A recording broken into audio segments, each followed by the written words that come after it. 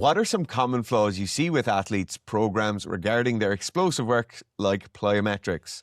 The biggest issue is athletes will miss out on the fundamental training of plyometrics. They'll skip the initial first and second phase plyometrics and go straight into things that look like things they see on Instagram that look cool and feel cool while you're doing them.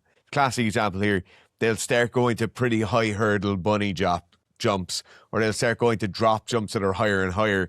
Their positions will be terrible. They're getting almost no valuable work from it, and they're probably stressing those tendons and ligaments more than they ever need to be stressed for you to get positive adaptation from it. Plyometrics is one of the easiest things in the world to scale. Everybody knows what the progressions and regressions are. You can look it up and find it so easily online. It starts off jumping and landing, making sure your jumping positions are good and your landing positions are good. What do your feet, ankles, knees, hips, and lower back do as you jump? What do they then do as you land on the floor? Once you do 2 weeks of that, if you're able to jump and land pretty well, you start jumping forward and landing in a nice soft position. Then you start jumping forward from 1 foot, landing on 1 foot, or from 2 onto 1, gradually building up the level of integrity within those joints, within the tendons, within the ligaments themselves. That is the fundamental essence of plyometrics. Plyometrics do not necessarily teach you to contract those muscles much, much faster, which for some reason people seem to think they do. Really what you're doing is developing the integrity of the joints themselves, so there is stiffness there when there needs to be stiffness there, to make sure that primary position is maintained throughout, and that only really happens in the first and second phase plyometrics training. If you miss out on that, and if you suddenly start going to drop jumps or big long broad jumps or broad jump triples without ever doing the initial stuff, you're just going to get sore, you're going to get achy, and you won't get much better at the plyometrics than you will after doing 2 or 3 weeks of familiarization.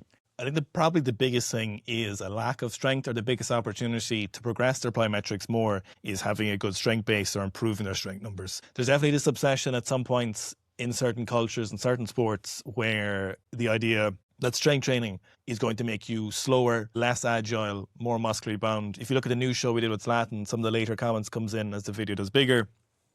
And people are like, but the sport's about agility and speed. Why would they need strength training?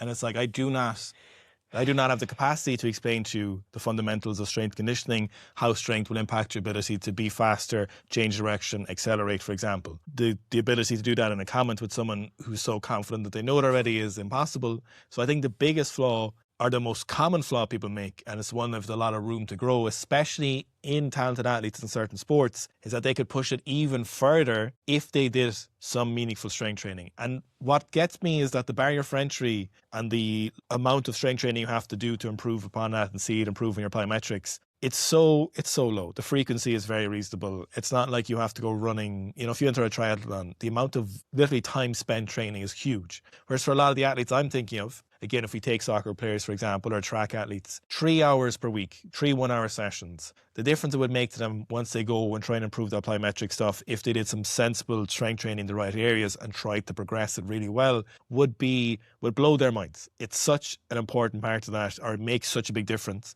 There's 2 ways that we can get better, more explosive, better plyometric ability. That is practicing stuff that makes us go faster, like the plyometrics or the jumping, or getting stronger.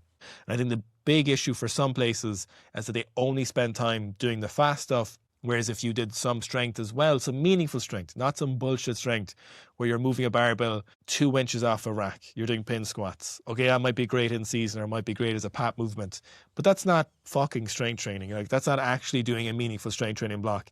You're just avoiding stuff that could be beneficial for you by doing an actual reasonable depth squat, for example. Not everything needs to be overloaded pin squats. If you did this, and we see this all the time for years, and this is why I can say it confidently, it makes such a big difference if you just get after the fundamentals. That's why the things we've been saying in videos for nearly a decade now have been very, very similar, because we know it works and it works really well. So the biggest issue here is that these athletes, like Dara was talking about recently, they're maximizing everything they can get out of this engine that they have, and they've done it really well, and they've been playing these sports since they're younger. And so once they get older, they've gotten this peak efficiency with their current body, but they don't know that they could have a bigger engine and then make that even more efficient if they just got a little bit stronger. And, we put out our strength ratios, and there's a rugby strength standards coming out on Sunday talking about this. And people are like, is that for natural athletes? And you're Yeah. like a double body weight squat. Yeah. Are you for real? Are you? There's- You're asking an 80 kilo, is 160 a big for someone Yeah. who's trying to be an athlete? Are you for real? Respectfully, like is that how low the standard is for some of these places? Like 160 kilo squat